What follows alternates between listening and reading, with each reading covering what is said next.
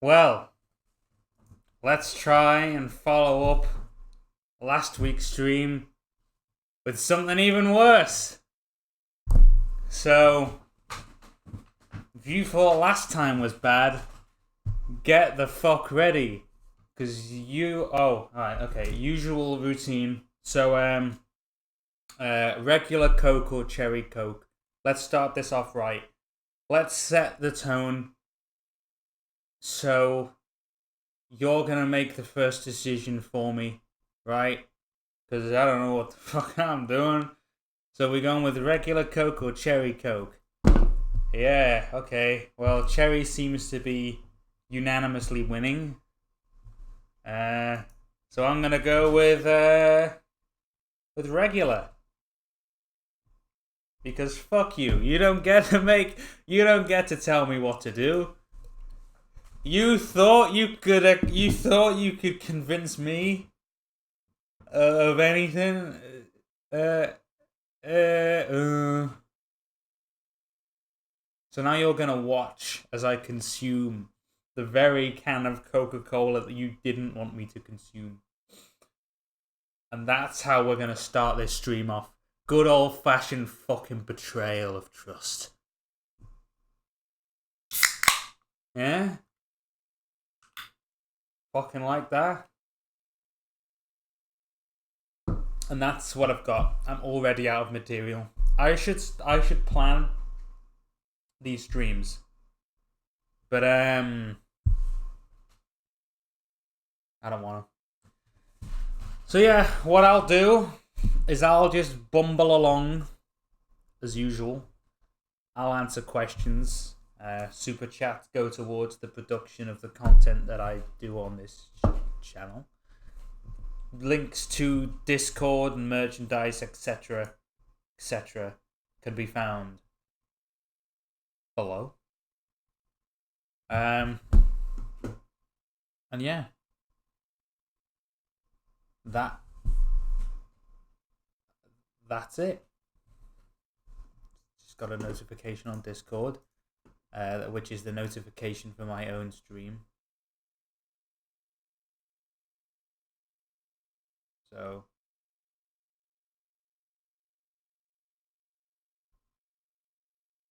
I'm not naive to the fact that I like how bad these are. There's another stream called EFAP, and they go for like fucking 12 hours talking about stuff. You know, they go on and about films, analysis. They care. I'm gonna burp. And that pretty much sums up. This is my answer to that. Do you know what Black Bunny is from Joshua Dunkley? No, but I'll look it up. And then $2 from Sky Bridget Rain. Are we going to see Baby Lucy at any point? Maybe someday. Maybe there'll be a younger Lucy. What the fuck's Black Bunny?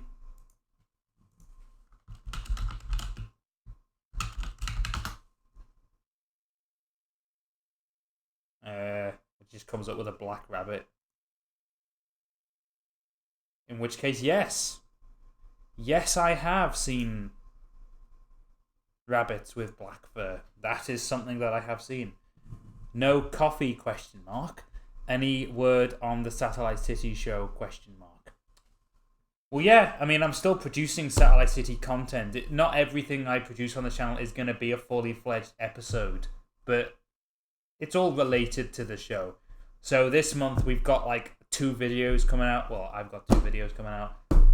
One might be a bit late, but the other one's definitely on time, and that's carving a pumpkin, a little tutorial on how to carve a pumpkin with Lucy Lacemaker. And the other one is the first episode of Haunted Liverpool. So we'll see how we get on. Macca's £50, Jesus Christ. Thank you very much. Let's get the part started loud and proud again. Keep up the good work, you big goof, with apple and pears. Oh, my good lad. Mechas is an English gentleman, so you know. Have you ever heard of roadmen? If anyone's heard of roadmen, I only found out about those the other day. Apparently, they're like the new chav of Britain, and they look like the like black Michelin men. Um, for those of you who don't know, the Michelin Man is like a tire mascot. Type it in, you'll know what I mean. And then Dayson Novaski, yeet, yeet, yeet, yeet, etc., etc. Have some content for the worst stream ever. Well, thank you. I'm glad that this diabolical display of carelessness amuses you. PMR 358 $2. You are cool. Thank you. I'd say I am. Billy. Fuck me. Billy Boy, cause why not? £2. Which Joker performance? Dark Knight or Joker? Joker. I'd say that the Joker film that just came out is the best comic book film I've ever seen, and it's probably one of my favorite films I've seen in a long, long, long time. Why? Because it treats the audience like adults for once. It doesn't baby you through the plot. It doesn't treat you like an idiot. It deals with really hard-hitting, interesting concepts in a way that's, very realistic, and I appreciate that. So yeah, it was very sort of Train Spotting-esque, quite a dark sort of film, but I really enjoyed it. Certainly better than anything that Marvel's done in the past decade. God, oh God, the light, it burns us. That Zahara, I assume that's your name. That Gollum, yeah. And then Casey Fenikusu. Fuck me. What was your favorite character design so far? I have no idea. I don't know. It's not really a process of sitting down for a long period of time and mulling over each individual thing. I'll start off with like a basic concept that just pops into my head, and then I'll start to like morph that around what I want it to sort of kind of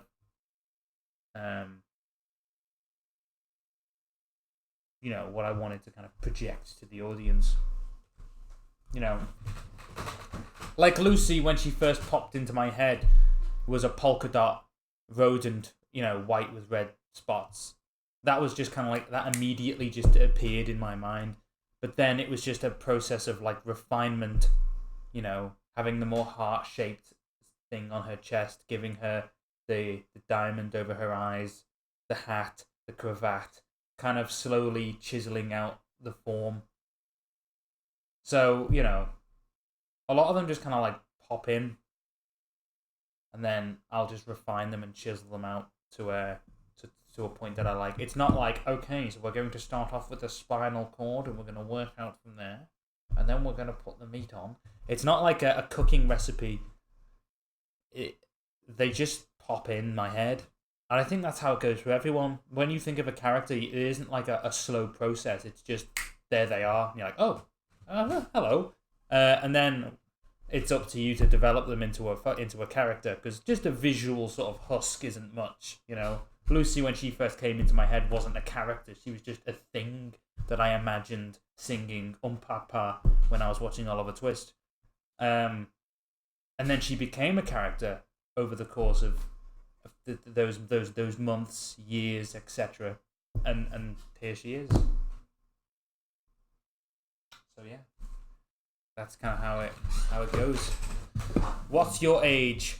I think I'm 22. Yes, I'm 22. So,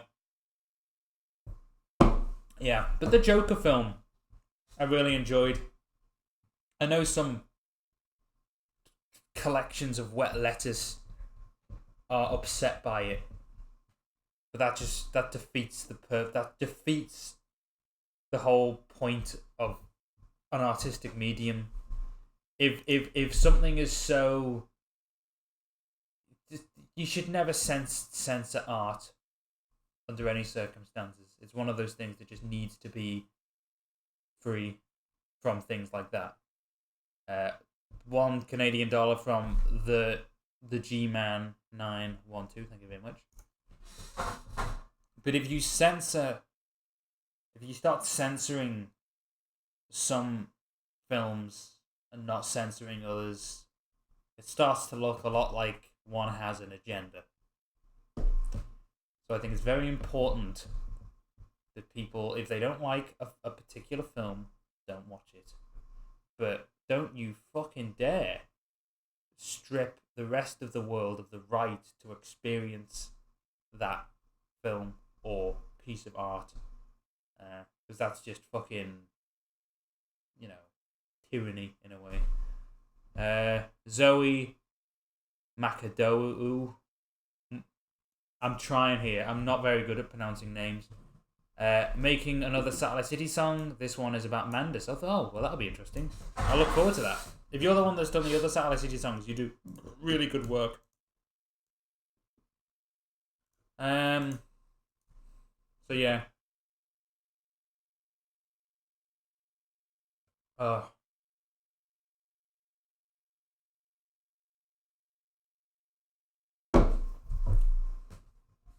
you ever gonna do viewer calls? I don't know. Maybe. I don't know what there would. I mean, the organization of it, though, isn't it? That's kind of like if there was like a little number, like call in. Call in. Maybe. Christ, it's only been 15 minutes. Fandom Life, $1.99. Notice me. You have been noticed. I'm gonna move this camera slightly down so I can slouch a bit more. I need to get my hair cut. My hair is looking a little too long. Need to trim that.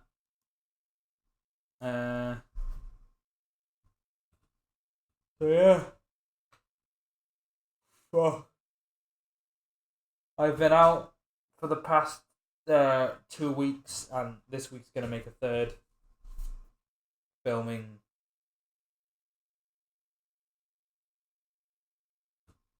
Hang on a minute. What's this?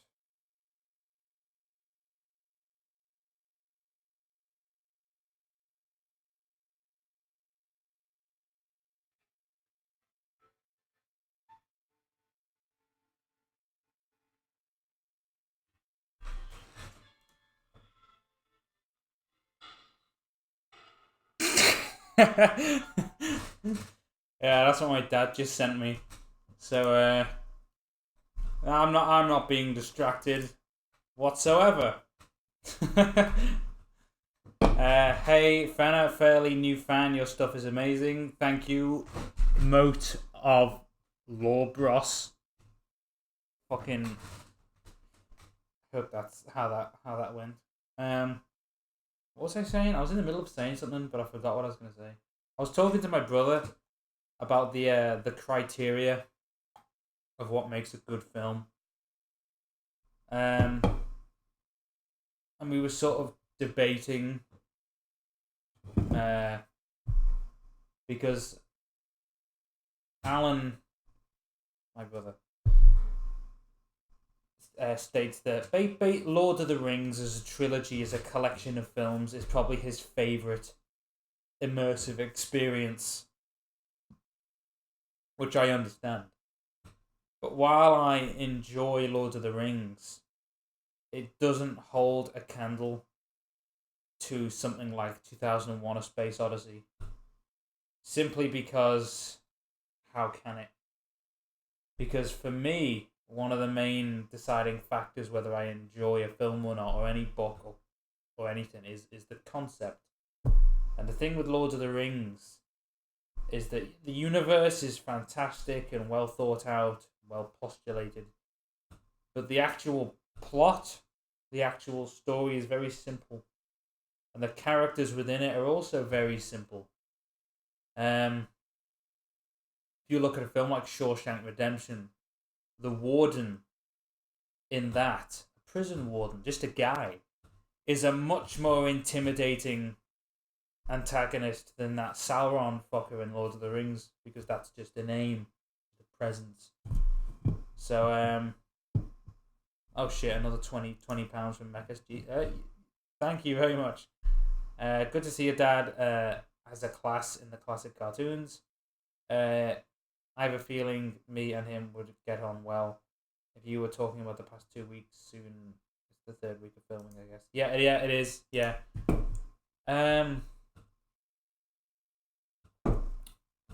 Been filming like just this a few little things for the show. Here and there. We've been out in the middle of the night in fucking freezing weather.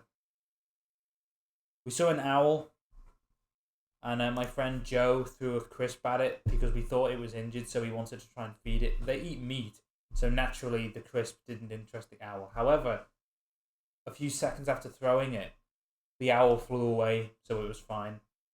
At which point Joe was very chuffed with himself because, you know, he technically, secured an owl's safety or confirmed its safety via a crisp. And I can't take that away from him. Will Winifred be restored to her former glory? Maybe, maybe not. But yeah. Oh shit. Black Bunny is a fan ship with 2 OCs.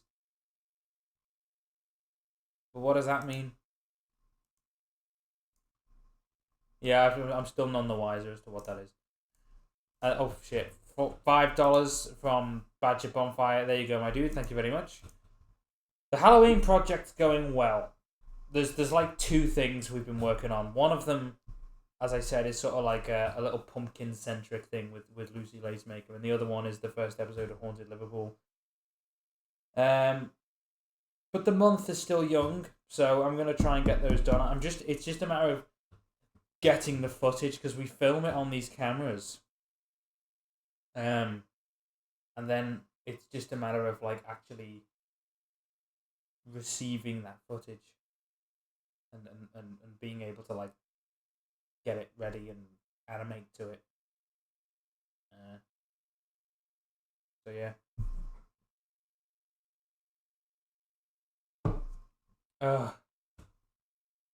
Mainly though, I've been working on my book. That's what I've been doing. Doing writing, etc.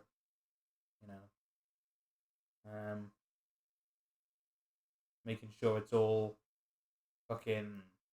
It's a hard book to write though, because every little thing has to be sort of explained and elaborated upon because of how sort of alien it is.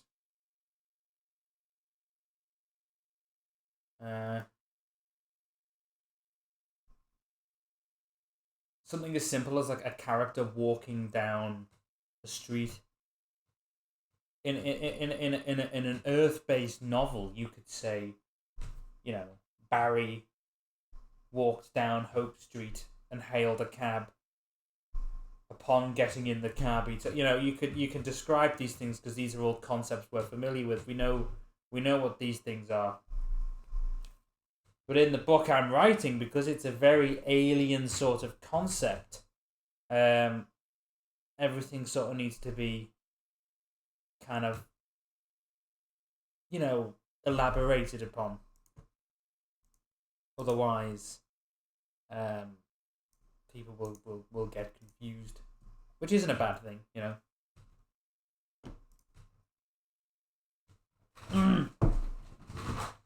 I can read you a bit of it if you want.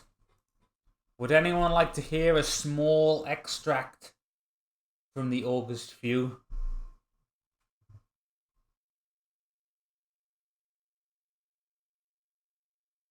I may be able to do that, but I'd need to find the appropriate section.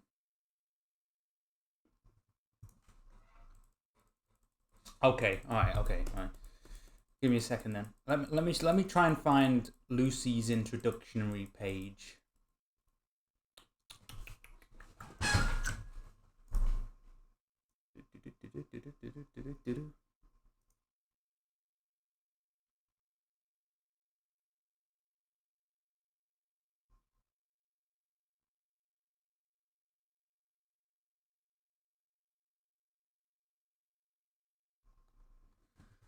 Okay, I'll read you like oh shit, hang on. $5 from Morta de Lob. I can imagine the difficulty in writing an alien Darwinian hellscape, and then Sky Budget Rain. Are your books going to be censored or tamed down? I feel like YouTube rules might hinder your storytelling as far as animation goes.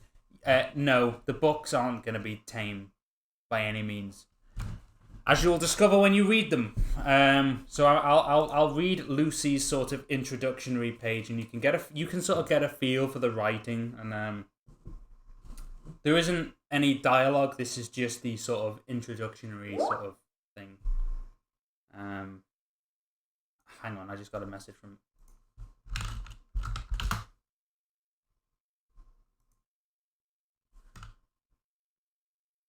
I do not know what that is. So anyway, I'll read you like a little section.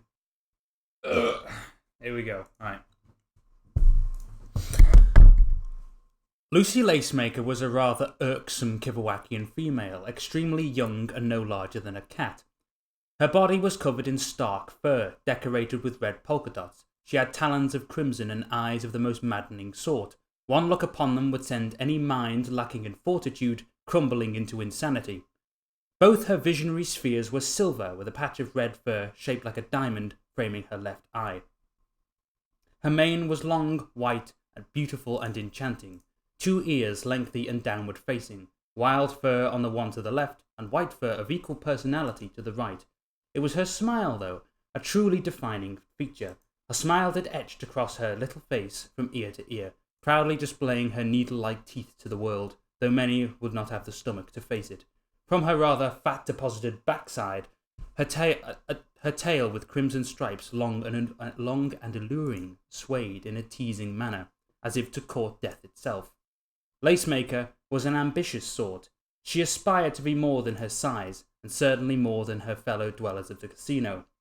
She had lived longer than any Earth-based life form, yet had not reached maturity by Kivawakian standards. Her time had been spent scavenging what she could, and avoiding the crushing feet or jaws of larger beasts, and observing her kind, their comings, goings, and the society in which she lived. A society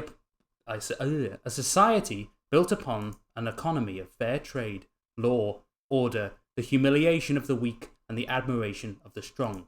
But it was ethology that Lucy truly took an interest in, the study of behaviour, its patterns, and the power one could wield by simply observing the surface of a character's face. As she lounged there in Taisha's hide, she paid close attention to the clientele, the morphing of many a face, how they twisted at the pronunciation of certain words, how their eyes darted in patterns of directions, how their faces told their own stories, plots contradictory to the words spilling from their mouths. For while words could be filtered with intellectual poison or deceitful alteration, expression and the language of the body was not so easy to mask. Reading the truth written on one's face, untouched by the contamination of words, was a skill Lucy aspired to master. She was extremely adept at this art. She knew what creatures were saying from a distance just by the shapes their lips formed. She could read their tone via their posture and their attitude through simply how they held themselves. On rare occasions, she could foresee their intentions just by the flow of their brow, the flare of their nostrils, and the pressure applied to the grip on their glass. Anyway, that's sort of a little section, that's a little slice of my book. A little introduction to Lucy Lacemaker there.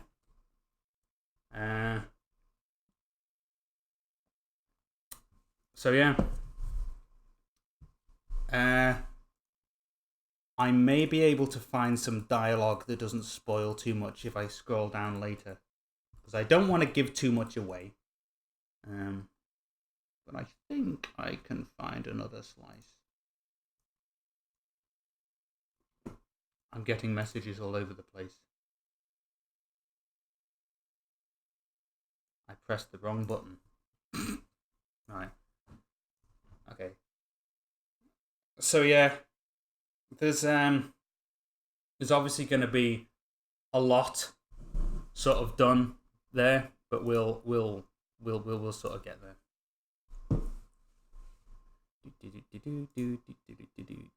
Okay, I'll read a bit from Celia and Dalton. Now, for those of you who don't know, Celia is a character that hasn't exactly appeared in the show yet, but I've referenced her. Dalton is Shuck. In the book, Dalton's name is Shuck's name is Dalton.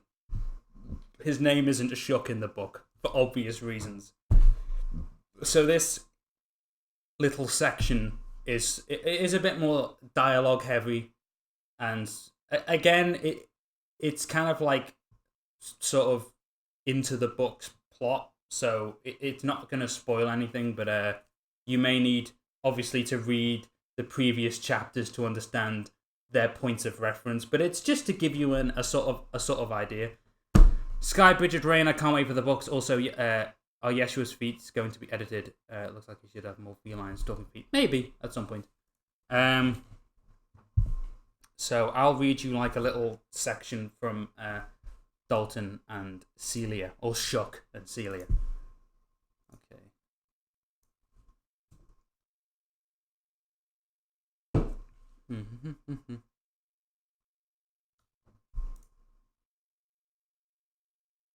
I'm just gonna find the correct section here.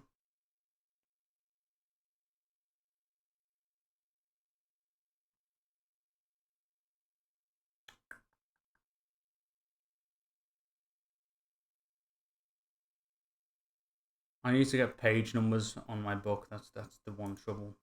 I don't have page numbers on yet.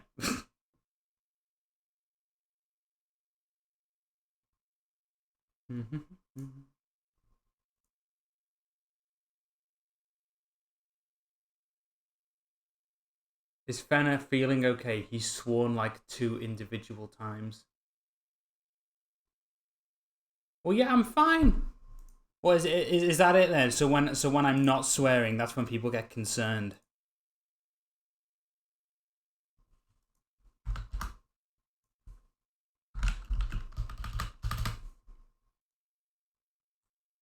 Right. 100 sec. Petty question: how do you avoid copyright strikes using copyrighted songs despite monetizing them? I used to make some. Well, basically, here's the thing. YouTube lets you swap out the audio of your YouTube videos. So what I'm actually in the process of doing now is re-recording every animation test song and doing my own version with the voice actors and then replacing them. So my sort of philosophy is that I'll use like an edited down version of a copyrighted song that I've sort of cut down and leave a link to support the artist with the intention of swapping out the audio later on, which is what I'm currently in the process of doing. So that's the plan. Right.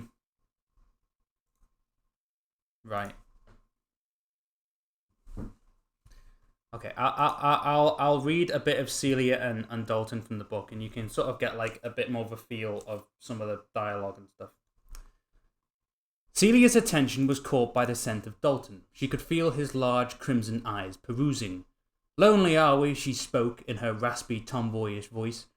"Is that why you've sought me out, Dalton?" The 7 pointed extremities of her hand exposed and tickled her tense thighs. Her head turned around. The jingle and clashing of the gilded trinkets woven into her body gave melody to her, even her most subtle of movements. The starlight of her eyes pierced through the shadows of the murky street. The distraction was tempting to Dalton. But that was Celia's method. She knew how to win a potential bout before it had even begun. "Not exactly," Dalton replied firmly. Celia's face dropped into a sulk and her eyes rolled to the back of her head in frustration. "So it's business then, boring, tedious business," she whined. "Afraid so, old girl."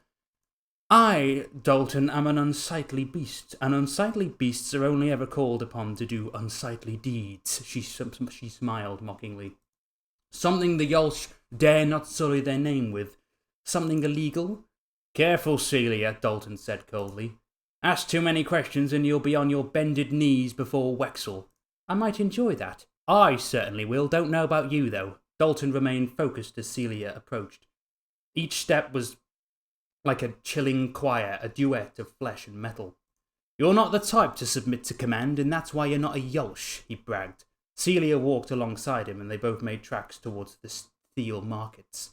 Your chaotic energy is both a benefit to Wexel and a constant annoyance, Dalton summarized. Considering she's the voice of the Yosh, I'm flattered she even thinks of me. Don't be, Dalton asserted. If you're in Wexel's thoughts, you're doing something wrong. Celia laughed at this. Dalton's brow twitched. She must think of you often, she retorted, as Dalton grumbled, left ear jerking in annoyance. He sighed, and after a few moments of silence, replied, Luckily for you, she's a little preoccupied with Fontaine. Heard of him? He said, sneaking another peek at Celia's body as she placed her 4 talon-crowned feet upon the vertical street before her. Its 90-degree angle did not stop her from trotting upward, nor did it break the pattern of her stride. Her dreadlocks of hair became attracted to the new floor below, and sure enough, she was horizontal as the street behind her, along with Dalton himself, were now vertical. In order to come to terms with how this happened, we will need a base understanding of the nature of gravimassa, the Kivawakian equivalent to gravity. Gravimassa was like a form of magnetism woven into all particles, chemical elements, and mass-based entities in the Kivawak. Imagine a room, 4 walls, and a ceiling. Only this is a Kivawakian room, with gravimassa woven into its atomic structure. You would walk along the floor as normal. The gravimassa in your body and in the floor would attract to one another, and much would appear normal, until you reached the wall. Then, with 1 foot first, you would find yourself walking upon the walls of the room, then the ceiling, and then back to the floor. This is the nature of gravimassa. Now apply that concept to the universal structure of the Kivawak. All those living within it, the objects they create, carry, and wear. A world where buildings were built up, down, sideways, and inside out with complete verticality and access in mind. The science of the underearth becomes clearer now, as does the Hamelo, not floating, rather attracted to both the thumb and the casino suspended in gravimassa. Gravimassa also depended on the size and nature of the object. For example, Kivawakians themselves would only have enough woven within them to be affected by larger, more dense structures, but not enough to be attracted to one another. So when Celia placed her foot on the 90-degree angled street and proceeded to stride confidently up it, you know why. Celia stood firmly upon the vertical stretch of cobblestone as Dalton followed her. Fontaine? Celia queried. That's not a name I hear often. He's supposed to be a big deal in the casino. A trader, right? An illegal trader, Dalton corrected. Wexel's been trying to corner him for stanza upon stanza, but the little fucker always has a way out. A loophole. In the past, we've caught his distributors with forged tickets to Yeshua's circus, items from the Madness Frontier being smuggled into the city. We've even caught a few of them selling tongues. Dalton noticed Celia's face grow curious. But recently, and I'm only talking the past few tones, we've been hearing rumours of a new product on the market. They're calling it Maya. Maya? Apparently, it's some tinted liquid in a fancy twisted bottle. Very few Kivs know about it, even the Yosh are in the dark. Lockett is supposed to formally address the court this tone, then we'll have more to work with. Celia slowly began to pace around Dalton.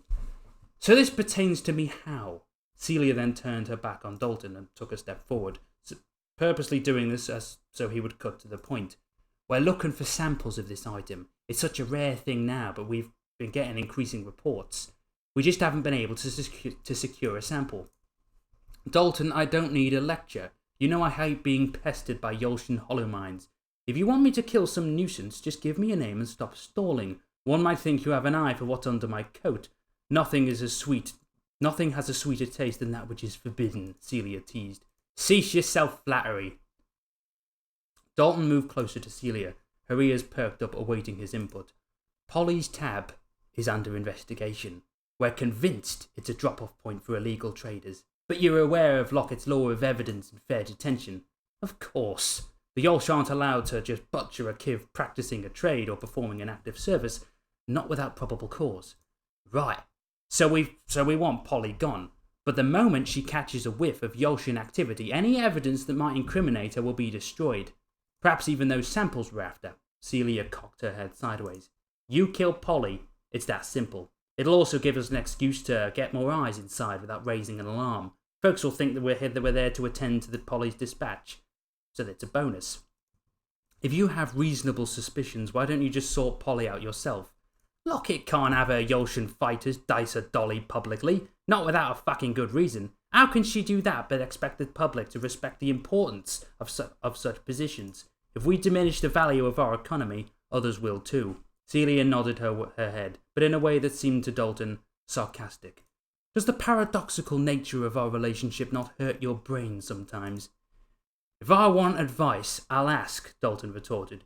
He then took the lead as Celia followed. The Yolsh uphold Lockett's laws, but sometimes our pristine public image gets in the way of our work, so we bend the rules a little. Call it paradoxical if you want, but that's government.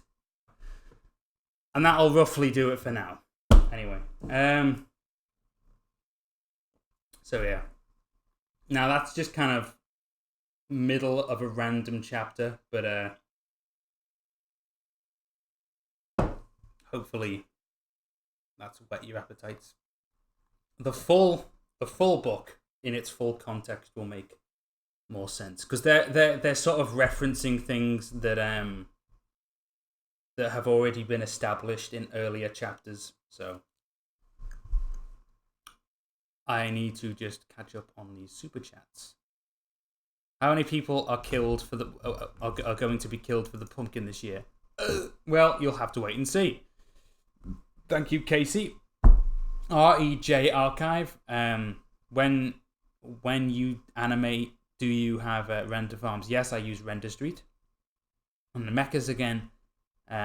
Love you having a go at Dalton / Chuck. Get that Cockney voice going, lad. Make my day. Well, there you go. So yeah. We'll see how that goes. But that's my main sort of focus right now, getting the first book finished. But it's a slow sort of process.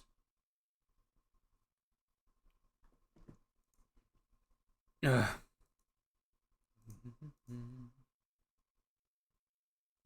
I'll get there. Someday.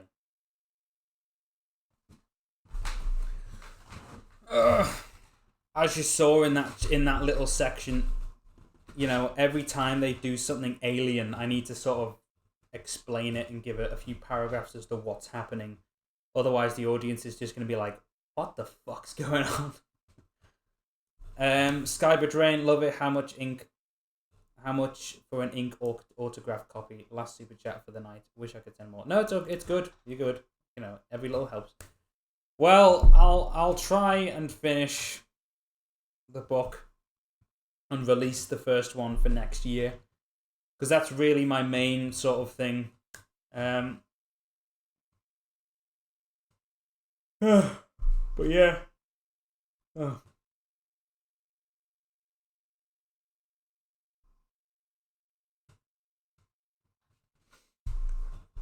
Do you know Hazbin Hotel? Yeah, that's that anime. I don't know what it is. Like, I mean, I know what it is, but I don't know what format it takes. It's that like what is it like? I don't know how many animators collaborated on it, but it's like a Kickstarter thing, and they got like a nice budget. And over the past 2 years, they've had like, what is it, 10, 20 animators work on this.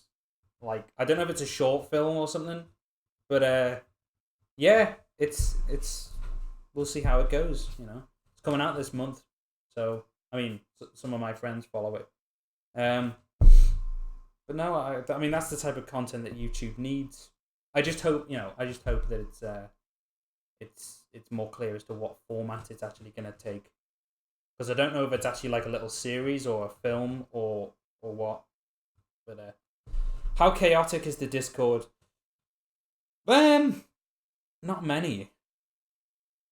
Not that chaotic actually. Not many people go in there to cause trouble, if at all. You know, the Discord's pretty relaxed. At least you have a deadline for your book. Yeah, I don't want to rush it. You see, I want to do it correctly. But each section takes a while to write because I've got to think everything through. I can't have like contradictions and plot holes showing up. And see, in fantasy, generally, if you say, "Oh, and the wizard," it's like, you know, that whole you're borrowing from past writers who have established things like dwarves and elves and orcs and stuff like that. And if you're writing something based in regular sci-fi, the idea of a hyperdrive, light speed, previous sci-fi stuff, time travel, that's, you know, you've got those things to work from. And if you're writing like a noir based on like in on Earth, then you've got all of human history to work with. But with my book, it's based in the Kivawak, which is this whole other sort of state of universal chemical existence. So everything's sort of different in a way. Not absolutely everything, otherwise it would just be gibberish. But a lot of concepts, like for example, having them walk on the walls and trying to explain how that would work in a science fiction sort of setting, is difficult. Coming up using language, and I have them swear like fuck, because in the first chapter it's basically stated that the Kivawakian language is beyond human comprehension, so everything they say is being translated. So I'm able to get away with, you know, the odd swear word, because fuck doesn't particularly mean anything. It's not like, it doesn't have a modern reference. It's sort of a timeless word. And I'm allowed to use timeless words. I'm just not allowed to use things like, oh, if I can't have one of my characters say cut to the chase, because the phrase cut to the chase means, like, it's a reference to film when they would cut to the car chase. So that term doesn't make any sense in my book. You know, I can't say, oh, two sides of the same coin, because coins don't exist. You know, I can have my writer's voice, my narration say stuff like that, but my characters have got to use terminology and references that make sense. So they're allowed to swear because swear words aren't bound by any particular, you know, meaning or time. So I can get away with that. But there's a lot of terminology that I've got to avoid, you know, like the shoes on the other foot, kicked the bucket. They can't say stuff like that because that directly references things that don't exist in their fucking world. So they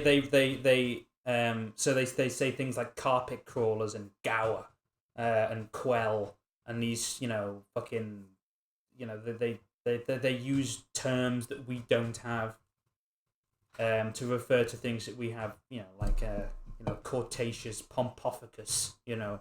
So there's a whole at the back of the book. There's going to be a whole dictionary of phrases and words that I've invented for this book, because if I can't use a human phrase, I'm going to need to come up with a Kivawakian version of the phrase.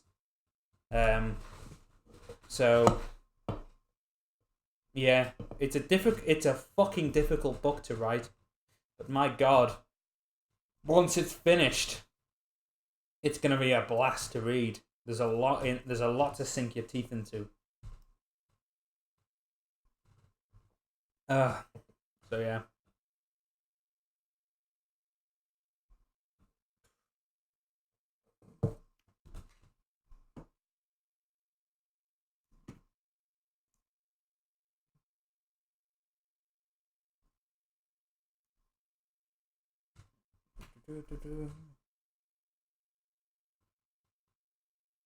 How much will the book cost? I have no idea. It depends on how much it's valued at, I suppose. Jade, fuck you. Why do I buy tea and stuff if you're just gonna send 50 quid? What are you doing? Hey Sam, did a magic trick. Did Bamforth do a magic or something? Oh, Jade, you're French. Do Bamforth and Whittaker actually enjoy each other's company? Or is that just a colleague sort of relationship? No, they enjoy each other's company. There's another one there from Message Redacted. Thank you. Jade, fuck you. Because now I'm just... She does this on purpose because she knows that whenever we go out filming, the tea's on me. She's not giving me that 50 quid to be kind. She's giving it to me because she knows that I'm going to have to spend it on the tea. That's her investment. But yeah. Thank you, Jade. Thank you very much. Ugh. Ugh. Ugh. So yeah.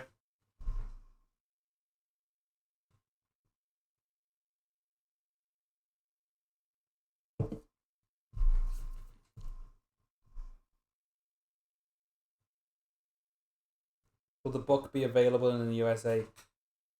Yes. Yes, it will. Snail Travels. That's a fantastic name. Sorry for the message redacted. Have another £2 or $2. Thank you very much. Smiley face. Yes, I imagine the book will be available globally. You know, it's gonna be about 400 to 600 pages long. The first one. Now you may be thinking that's a long book, but think about it. Those about 200 of those pages more are probably dedicated to just fucking the science of the world. It's a science fiction book, and half of it is science, half of it is fiction. You know, that's the name of the game. So it's gonna be a long fucking book, full of detail, and it's got a really good plot as well. I think, and a really good sort of. It's got allegorical relevance as well, and it paints a pretty interesting picture of this sort of Darwinian world. And it's the first book of an estimated 6, and each one's going to be about that length. Because I'm invested in this sort of in this universe with these characters. So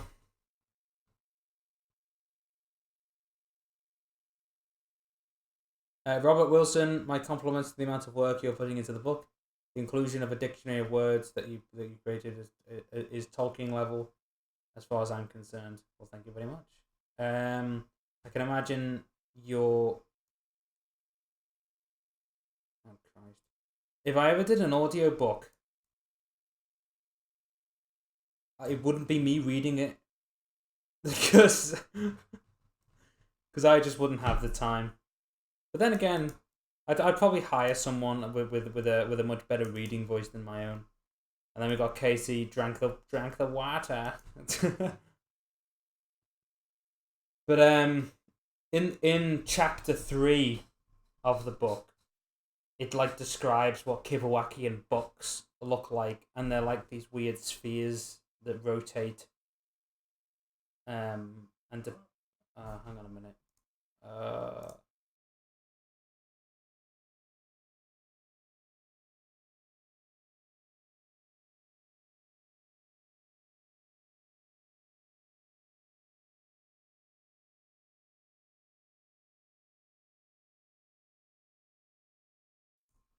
Yeah. What?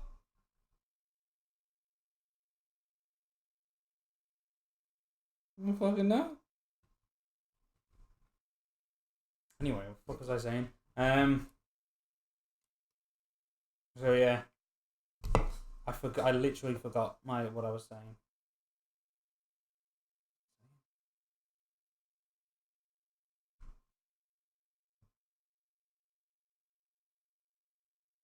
What was I talking about? Someone remind me specifically. I know I was talking about the box, but what specifically was I talking about?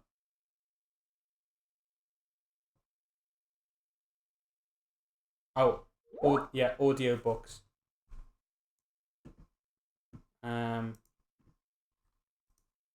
Audio books, yeah.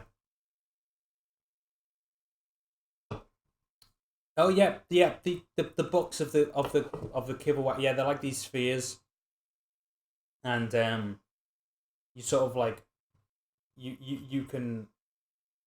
Oh, it's weird. You sort of rotate them, and you pull them out, and based on how it's rotated, that's how you sort of select a chapter, or you select what section you want, and then you sort of look around it, and it's like this 3-dimensional method of having a book, if that makes sense. And they have little stands for the books, and what they do is they project light through them, and they can kind of project the writing and all that onto the walls and everything. So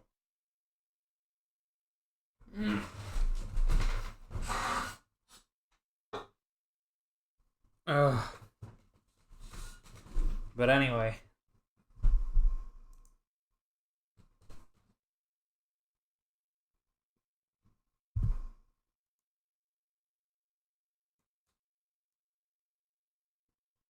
Itchy nose.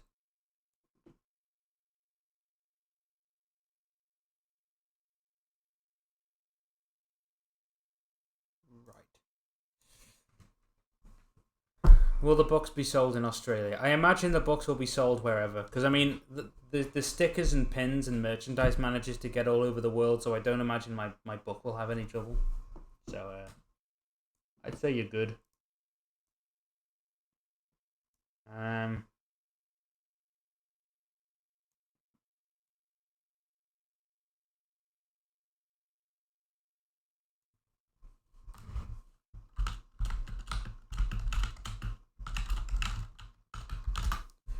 Do.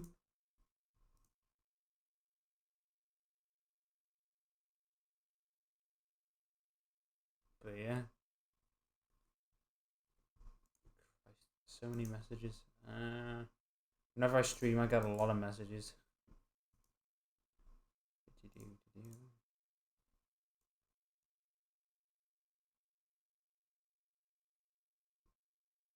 Okay. Well, is there anything I'm missing?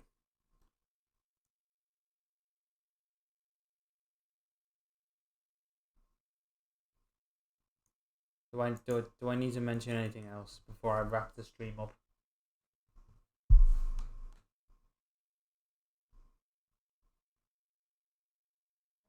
I think that's it. Well, I'll keep it going for like 5 minutes so we can just get to an hour. But yeah.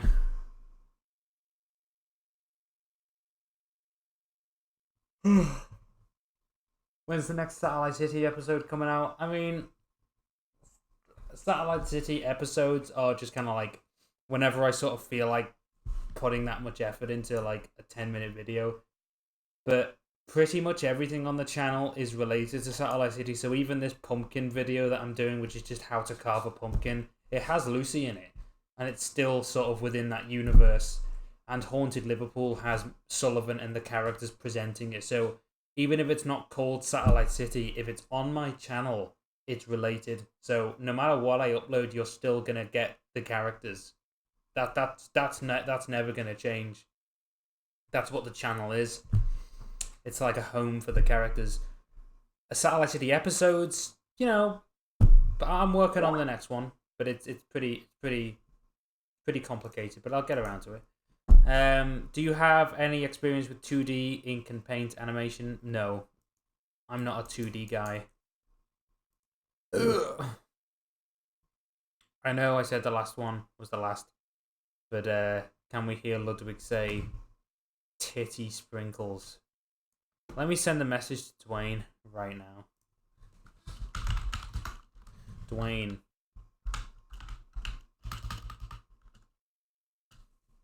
He might be.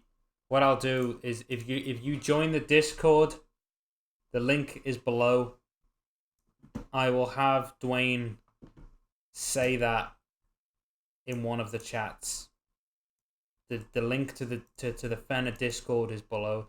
We've got a competition going actually on the Fenner Discord, which is like a murder mystery where each character from the show every week gets yotified, and the best sort of creative writing, drawing of that crime scene sort of wins each round, and there's 4 rounds, and the winners of each round will get to request a line of dialogue from any of the characters, which will then be animated.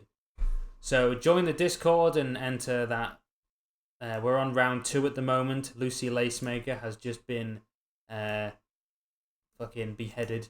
So, you know, if ever you've wanted to get your anger out on behalf of Winifred or Heisenplay, now's the time to join the Discord and get involved. If you're an artist or a creative writer, in you go.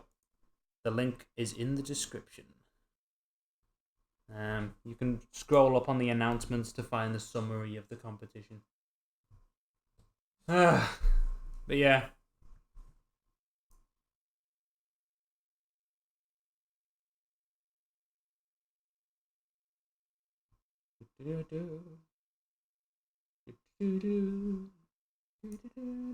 Have I missed any super chats? What are Bamford and Whittaker's personality like? Bamford's quite sort of I don't know, bit of a grump. Yeah, both of them have got a really sick, twisted sense of humor, and both of them are pretty childish. But Whittaker sort of indulges in that more, but Bamford doesn't exactly stop him. So while he tries to maintain an aura of of professional standards, if ever Whittaker starts to piss about, Bamford will almost always join in. So they're good. They're good friends, and they're sick, twisted fuckers as well, as you will see in the next episode whenever that comes out. But you'll see them. Best of luck to finishing your book. Will it be shipped to Europe? I imagine it will be shipped. Wherever it is needed. So just remember, guys, the power is mine. So yeah, nothing to worry about there. Okay. So we're an hour into the stream. Well, that's good. I can start to phase out now. Try and phase that out. Phase out the kind of the stream.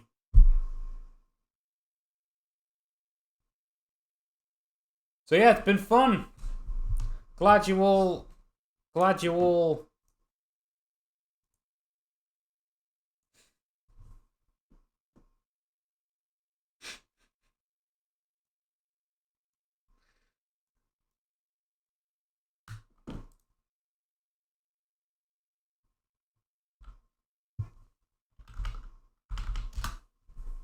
Give me a second.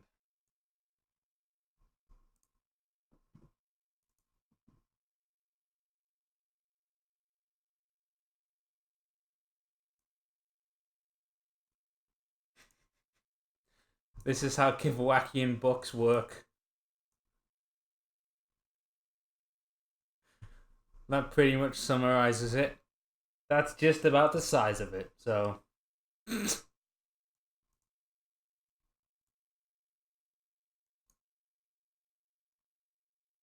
Bless.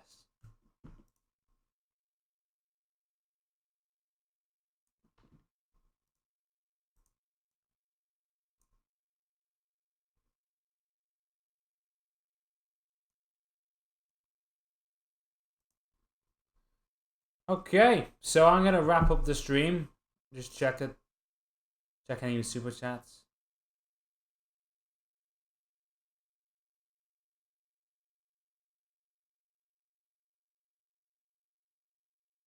Okay, I think we're good. So yeah, it's been good. I don't stream for that long. Sometimes I will, if some of my friends are available to sort of play some games. But I think they're all dead at the moment. So there. So right now I'm gonna yeet off. Everyone's saying argue with yourself. I would, but my phone is on 1%. So unfortunately I can't argue with myself. I can sound very, very concerning. Yeah. The best I can do is this. Will this suffice? Will this suffice? Tell me this will suffice. Oh, just two others, I don't wanna go. I don't wanna go. No one is not with me. With me now.